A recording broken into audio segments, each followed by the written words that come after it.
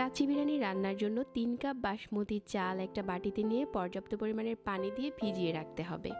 কাচ্চি বিরিয়ানি রান্নার জন্য regular size একটা বাটিতে নিয়ে নিচ্ছি হাফ কাপ পাউডার মিল্ক, পেঁয়াজ বেরেস্তা, পরিমাণ মতো লবণ দিয়ে দিচ্ছি আর 1 কাপ দিয়ে দিচ্ছি বেরেস্তা ভাজা তেল। তারপর খুব ভালো করে মিশিয়ে নিতে হবে মাংসটাকে। হাফ কাপ দিয়ে দিচ্ছি টক দই।